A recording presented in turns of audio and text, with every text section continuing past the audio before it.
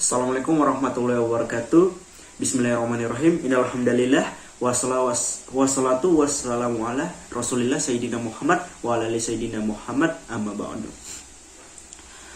Pertama-tama di sini saya akan menyampaikan materi islah tentang ikhtilat, di mana pengertian dari ikhtilat sendiri yaitu berasal dari bahasa Arab, yaitu ihtalata yahtalitu ihtilatan, artinya bercampur atau berbaur. Atau menurut istilah, ikhtilat adalah bertemunya laki-laki dan perempuan yang bukan mahramnya di suatu tempat secara campur baur dan terjadi interaksi di antara laki-laki dan wanita tersebut. Misalnya berbicara, bersentuhan, atau berdesak-desakan. Untuk dalil dari ikhtilat sendiri ini ada, yaitu dari Quran Surat Al-Ahzab ayat 53. Apabila kamu minta sesuatu keperluan kepada mereka, istri-istri Nabi, maka mintalah dari belakang, tabir. Cara yang demikian itu lebih suci bagi hatimu dan hati mereka. Quran Surat Al-Ahzab ayat 53. Nah, menurut tafsir Ibnu Katsir yang menafsirkan tentang ayat ini, yaitu sebagaimana aku larang kalian memasuki tempat kaum perempuan, demikian pula janganlah kalian melihatnya secara keseluruhan. Jika diantara kalian memiliki keperluan yang ingin diambil dari mereka, maka janganlah lihat mereka dan jangan tanya keperluan mereka kecuali dari balik tabir. Insyaallah. Ayat tersebut menyatakan bahwa jika laki-laki memiliki suatu kepentingan yang mengharuskan menemui perempuan, ia harus melakukannya dari balik tabir atau kain penutup. Kabir, kain penutup.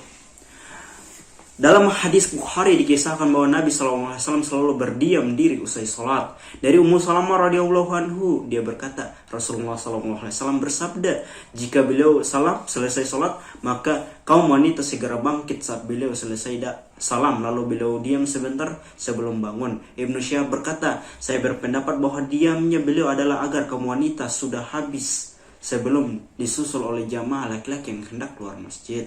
Hadis riwayat Bukhari nomor 793. Rasulullah juga memerintahkan untuk membuat pintu masjid khusus wanita. Ini termaktub dalam hadis riwayat Abu Daud yang berbunyi dari Ibnu Umar radhiyallahu anhu, ia berkata, Rasulullah SAW bersabda, hendaknya kita khususkan pintu ini untuk wanita. Nafi berkata, maka Ibnu Umar tidak pernah masuk lewat pintu itu hingga wafat. Hadis riwayat Abu Daud nomor 484 dari kitab Asy-Syalah.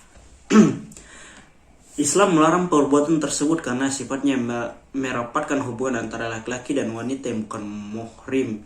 Ini dikhawatirkan akan dapat menjerumuskan umat kepada perzinahan.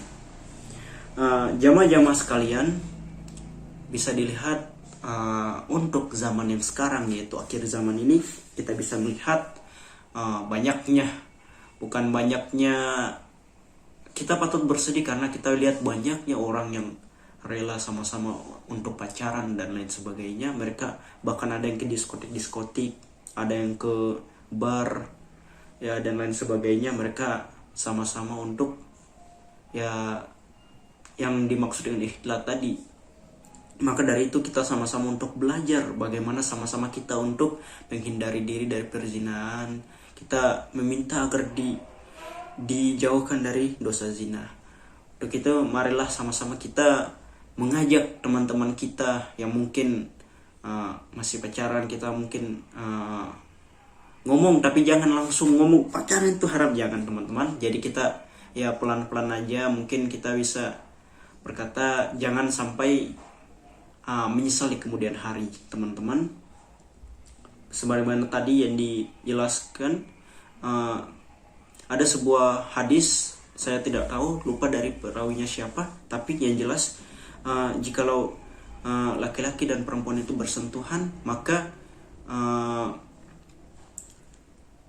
kalau tidak salah jarum yang ditusuk di kepala, jarum api neraka yang ditusuk di kepala orang itu masih lebih ringan daripada hukuman orang yang bersentuhan tadi. Jadi marilah sama-sama kita memperkuat akidah kita tentang Islam. Kita bisa berusaha menghindari dosa-dosa yang terjadi di akhir zaman ini, karena kalau kita berada di lingkungan yang istilahnya kurang bagus, maka kalau kita tidak kuat dengan iman kita, maka kita akan mengikuti daripada lingkungan tersebut. Oke, sekian dari ceramah singkat saya, kurang lebihnya mohon maaf. Semoga kita diberi lindungan Allah Subhanahu wa taala, dan semoga kita dirahmati oleh Allah Subhanahu wa taala, dan sama-sama kita bisa dimasukkan ke dalam surganya Allah, surga Firdaus tanpa hisab. Wabillahi taufiq wal hidayah. Wassalamualaikum warahmatullahi wabarakatuh.